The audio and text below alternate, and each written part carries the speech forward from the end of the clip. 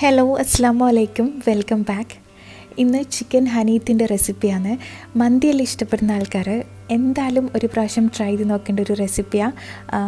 ഉണ്ടാക്കിയിട്ട് കഴിച്ച് നോക്കേണ്ട ഒരു റെസിപ്പിയാണ്. നല്ല ടേസ്റ്റാണ്. ഇത് മന്തിനേക്കാളും എല്ലാം റൈസ് കുറച്ചും കൂടി ഫ്ലേവറും ടേസ്റ്റ് കൂടുതലായിട്ട് തോന്നലുണ്ട്.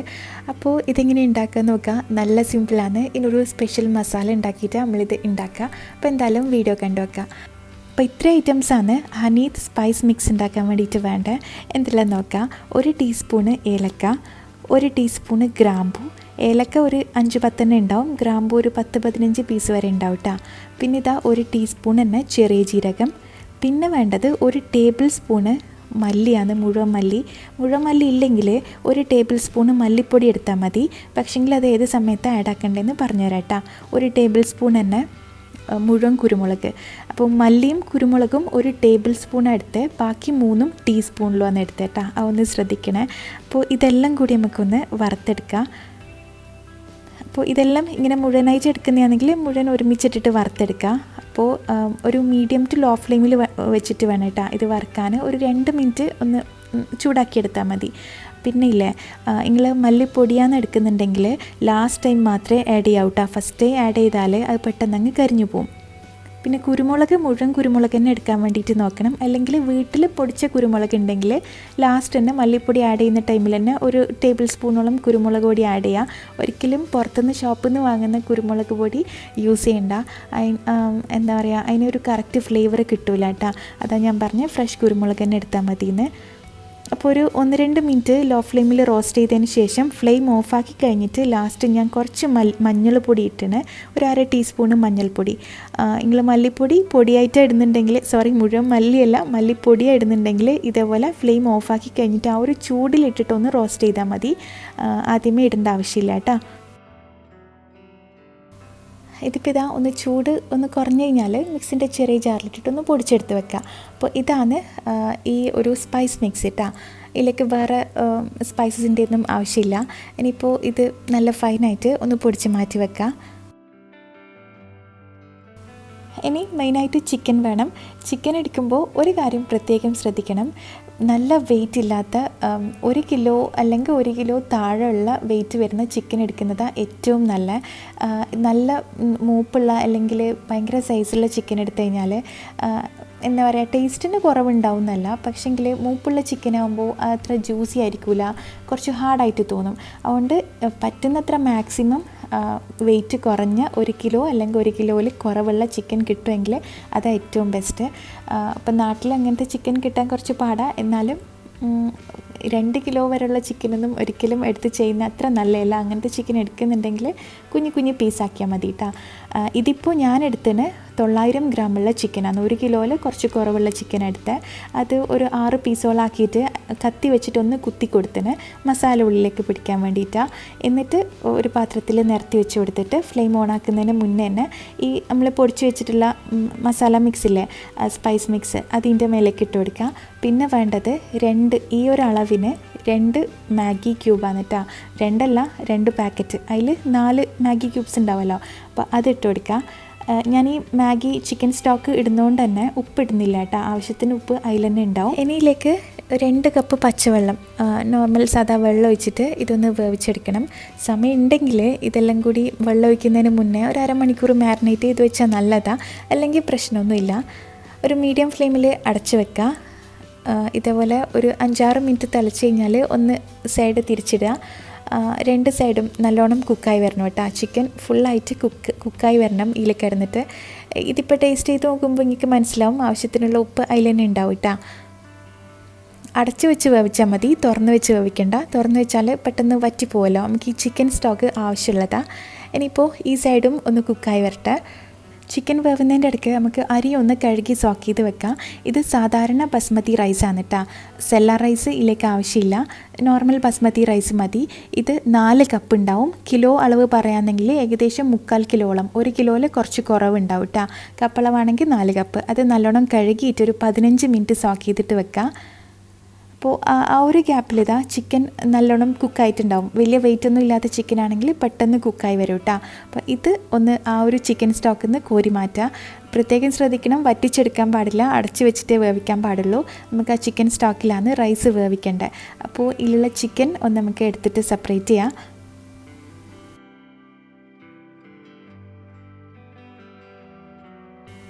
ഇനി ചിക്കൻ സ്റ്റോക്ക് നമുക്ക് വേറൊരു പാത്രത്തിലേക്ക് സേവ് ചെയ്ത് വെക്കുക. അരി വേവിക്കുന്ന ടൈമിൽ നമുക്ക് ഒഴിച്ചു കൊടുക്കണം. അപ്പോൾ ഞാൻ ഈ സെയിം പാത്രത്തിൽ തന്നെയാണ് ഇനിയിപ്പോൾ ഇത് അരിയും വേവിക്കാൻ പോകുന്നത് കേട്ടോ. പിന്നെ ഇതാ നമുക്ക് വെജീസ് ആവശ്യമുണ്ട്.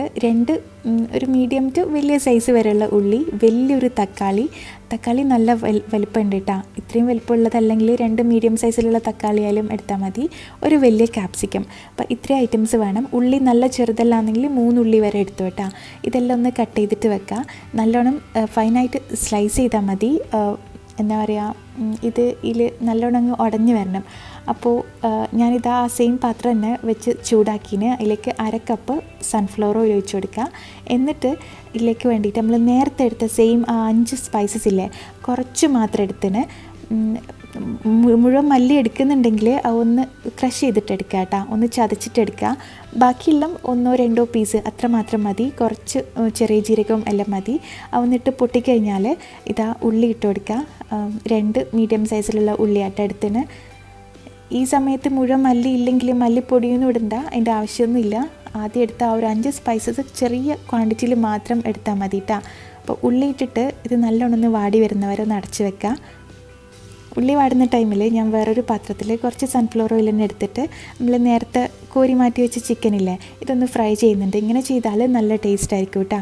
നമ്മൾ ചിക്കൻ വേവിക്കുന്ന സമയത്ത് ഓയിലൊന്നും യൂസ് ചെയ്തിട്ടില്ലല്ലോ, അതുകൊണ്ട് ഇതിനിപ്പോൾ കുക്കാവാനൊന്നുമില്ല, കുക്കായിട്ടുണ്ടാവും ചിക്കൻ. പിന്നെ ഇതിൻ്റെ മേലേക്ക് ഒരു എരിവിന് വേണ്ടിയിട്ട് കുറച്ച് കുരുമുളക് പൊടി ഇടുന്നുണ്ട്.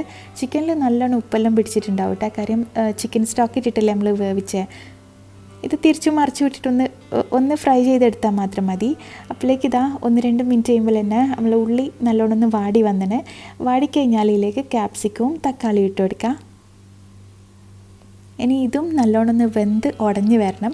നമ്മൾ ചോറ് സാധാരണ അറബിക് റൈസിലൊന്നും അങ്ങനെ മസാല കാണൂലല്ലോ, നല്ലോണം അതിലേക്ക് തന്നെ അങ്ങ് മെൽട്ടായി നിൽക്കണം. അതുകൊണ്ട് കുറച്ച് സമയം അടച്ച് വെച്ചിട്ട് നല്ലോണം വേവിച്ചെടുക്കുക, നല്ലോണം വാട്ടിയെടുക്കുക. ഇതിൻ്റെ ഇടയിൽ ഞാൻ 1-2 പ്രാവശ്യം തുറന്നൊന്ന് ഇളക്കി കൊടുത്തിന്. ഇത് കണ്ട നമ്മൾ ക്യാപ്സിക്കവും തക്കാളിയും ഉള്ളിയും എല്ലാം കൂടി നല്ലോണം ഒന്ന് വെന്തുടഞ്ഞ് വന്നിന്. ഇതിൽ ഇത്രയും സമയമായിട്ട് ഞാൻ ഉപ്പൊന്നും ആഡ് ചെയ്തിട്ടില്ല. കാര്യം നമുക്ക് ചിക്കൻ സ്റ്റോക്കിൽ ആ ഒരു നമ്മളെടുത്ത് മാറ്റി വെച്ചിട്ടുള്ള ചിക്കൻ സ്റ്റോക്കിൽ ഉപ്പെല്ലാം ചെക്ക് ചെയ്തിട്ട് വേണം ഇട്ട് കൊടുക്കാൻ. ഇനിയിപ്പോൾ ഇതാ നല്ലോണം വാടിക്കഴിഞ്ഞാൽ ആദ്യം നമുക്ക് അരി വേവിക്കാനുള്ള അത്രയും വെള്ളം ഒഴിക്കണം.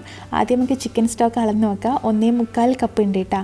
അപ്പോൾ ഇതിൻ്റെ ഒരു അളവ് എന്ന് പറഞ്ഞാൽ, മെഷർമെൻറ്റ് എങ്ങനെയാണെന്ന് പറഞ്ഞാൽ, 1 കപ്പ് അരിക്ക് 1.5 കപ്പ് വെള്ളം, അതാണ് അതിൻ്റെ ഒരു കണക്ക് കേട്ടോ. അപ്പോൾ ഞാൻ 4 കപ്പ് അരി എടുത്തുകൊണ്ട് ടോട്ടൽ 6 കപ്പ് വെള്ളമാണ്. വെള്ളവും ചിക്കൻ സ്റ്റോക്കും രണ്ടും കൂടി 6 കപ്പ് വേണം കേട്ടോ. അപ്പോൾ ആ ഒരു അളവ് ശ്രദ്ധിച്ചാൽ മതി. 1 കപ്പ് അരിക്ക് 1.5 കപ്പ് വെള്ളം. അരി സോക്ക് ചെയ്യുന്നുണ്ടല്ലോ, അതുകൊണ്ട്. അല്ലെങ്കിൽ 1 കപ്പ് അരിക്ക് 2 കപ്പ് വെള്ളം വരെ വേണ്ട വരും. പക്ഷെ നമ്മൾ സോക്ക് ചെയ്ത് വെച്ചിനല്ലോ അരി, അതുകൊണ്ട് 1 കപ്പിന് 1.5 കപ്പ് വെള്ളം മതി. ഇനിയിപ്പോൾ ഇതാ ഇതിലേക്ക് ചിക്കൻ സ്റ്റോക്കിൻ്റെ എല്ലാം വെള്ളം ഉപ്പ് ചെക്ക് ചെയ്യുക. എന്തായാലും കൂടുതൽ ആവശ്യം വേണ്ട വരും, കൂടുതൽ ഉപ്പ് വേണ്ട വരും. അപ്പോൾ ബാക്കി ആവശ്യത്തിനുള്ള ഉപ്പും കൂടി ഇട്ടിട്ട് ഇത് നല്ലോണം ഒന്ന് തിളപ്പിക്കുക. എന്നിട്ട് നമ്മൾ വാർത്ത് വെച്ചിട്ടുള്ള സോക്ക് ചെയ്തിട്ട് കുതിർത്ത് വാർത്ത് വെച്ചിട്ടുള്ള അരിയിലേക്ക് ഇട്ട് കൊടുക്കുക. തിളച്ച് കഴിഞ്ഞിട്ട് ഇട്ട് കൊടുത്താൽ മതി. ഇനി എല്ലാം കൂടി ഒന്ന് മിക്സ് ചെയ്യുക. ഈ സമയത്ത് ഉപ്പ് ചെക്ക് ചെയ്യുന്ന സമയത്തിൽ കുറച്ച് ഉപ്പ് മുന്നിട്ട് നിൽക്കണം, കുറച്ച് ഉപ്പ് കൂടുതലായിട്ട് നിൽക്കണം. എന്നാലേ അരി വെന്ത് കഴിയുമ്പോൾ കറക്റ്റ് ഉപ്പായിട്ട് കിട്ടും കേട്ടോ. ആദ്യം ഇതൊന്ന് മീഡിയം ടു ഹൈ ഫ്ലെയിമിൽ വെച്ചിട്ട് നല്ലോണം ഒന്ന് തിളപ്പിക്കുക. ഒരു 1-2 മിനിറ്റ് തിളച്ച് കഴിയുമ്പോൾ ഇതാ ഈ ഒരു ബബിൾ വരുന്നൊരു കണ്ടീഷനാവും. അത്യാവശ്യം വെള്ളം ഉണ്ടാവും, എന്നാലും അരി നല്ലോണം ഒന്ന് പൊങ്ങി വന്നിട്ടുണ്ടാവും. ആ ഒരു ടൈമിൽ നല്ല ലോ ഫ്ലെയിമിൽ വെച്ചിട്ടൊന്ന് അടച്ച് വെക്കുക. വെള്ളം മൊത്തത്തിൽ വറ്റാൻ വെയിറ്റ് ചെയ്യാറ്. ഒരു പകുതി വെള്ളമെല്ലാം ആകുമ്പോൾ ഇതേപോലെ നല്ല ലോ ഫ്ലെയിമിലിട്ടിട്ട് അടച്ച് വെക്കുക. പറ്റുന്നുണ്ടെങ്കിൽ ഇതേപോലെ ഫോയിൽ പേപ്പറും കൂടി ഇട്ട് അടച്ച് വെക്കുക. എന്നിട്ടൊരു 1/4 മണിക്കൂർ നല്ല ലോ ഫ്ലെയിമിൽ അങ്ങനെ തന്നെ വെച്ച് കഴിയുമ്പോൾ അരി പെർഫെക്റ്റ് ആയിട്ട് കുക്കായിട്ടുണ്ടാവും കേട്ടോ.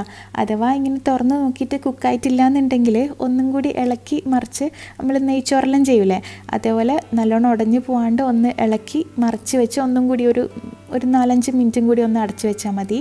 ഇതുപോലെ ഫോയിൽ പേപ്പറെല്ലാം വെച്ച് എയർ പുറത്ത് പോകാണ്ട് അടച്ച് വെക്കാമെന്നെങ്കിൽ പെട്ടെന്ന് കുക്കായി വരും കേട്ടോ. അപ്പോൾ ഇത്രയേ ഉള്ളൂ. ഇതിങ്ങനെ അരി വേവിക്കാൻ വെക്കുമ്പോൾ ഫ്ലെയിം നല്ലോണം കുറച്ച് വെക്കാൻ വേണ്ടി നോക്കണേ. അപ്പോൾ നമ്മൾ ഹനീത്തിൻ്റെ റൈസ് ഇവിടെ റെഡിയായി. ഇത് നല്ല ഫ്ലേവറുള്ള റൈസാണ് കേട്ടോ, നമ്മൾ ചിക്കൻ വേവിച്ച സ്റ്റോക്കും എല്ലാം ആയിട്ട്.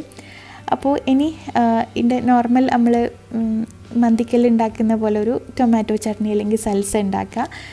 ഒരു പീസ് വെളുത്തുള്ളി, 1-2 പച്ചമുളക്, ചെറിയൊരു പീസ് ഉള്ളി, പിന്നെ കുറച്ചധികം തക്കാളി, ഇതെല്ലാം ഇട്ടിട്ട് ഒന്നുകിൽ മിക്സിൻ്റെ ചെറിയ ജാറിൽ അല്ലെങ്കിൽ ചോപ്പറിൽ ചെയ്യുന്ന ഏറ്റവും നല്ല കറക്റ്റ് ആ ഒരു ടെക്സ്ചറിൽ കിട്ടുക.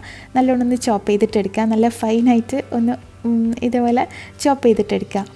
എന്നിട്ട് ആവശ്യത്തിനുള്ള ഉപ്പും കുറച്ച് വിനാഗിരിയും ഇത് രണ്ടും കൂടി വെച്ച് മിക്സ് ചെയ്ത് കഴിഞ്ഞാൽ ഈ ചട്നി റെഡിയായി, ടൊമാറ്റോ ചട്നി. അപ്പോൾ ഇത് ഇതിൻ്റെ കോമ്പിനേഷനാണ്. പിന്നെ താല്പര്യം ഉണ്ടെങ്കിൽ മയണൈസ് എല്ലാം നമുക്ക് ഇഷ്ടമുണ്ടെങ്കിൽ ഉണ്ടാക്കാം, മന്തിക്ക് ഉണ്ടാക്കുന്ന പോലെ തന്നെ. അപ്പം നല്ല ടേസ്റ്റുള്ള നല്ല ഫ്ലേവറുള്ള അടിപൊളി ഒരു റൈസാണ് കേട്ടോ ഈ ഹനീത്ത്. അപ്പോൾ ഇതുവരെ ഹനീത്ത് ട്രൈ ചെയ്യാത്തവരാണെങ്കിൽ, മന്തി തന്നെ ഇടയ്ക്കിടയ്ക്ക് ട്രൈ ചെയ്യുന്നവരിലാണെങ്കിൽ ഒരു വെറൈറ്റിക്ക് വേണ്ടിയിട്ട് ഇതൊന്ന് ഉണ്ടാക്കി നോക്ക്. അടിപൊളി ടേസ്റ്റാണ്. നിങ്ങൾ പിന്നെയും എന്തായാലും ഉണ്ടാക്കും. അപ്പോൾ ഈ റെസിപ്പി ഇഷ്ടമായിന്ന് വിചാരിക്കുന്നു. ഇഷ്ടമായെങ്കിൽ എപ്പോഴും പറയുന്ന പോലെ തന്നെ വീഡിയോ ലൈക്ക് ചെയ്യുക, ഉണ്ടാക്കി നോക്കുക, ഫീഡ്ബാക്ക് അറിയിക്കുക. ഇൻഷാ അല്ലാഹ് ഇനിയും പുതിയ റെസിപ്പീസും വ്ളോഗ്സും എല്ലാം ആയിട്ട് നമുക്ക് കാണാം. Thank you. ബൈ.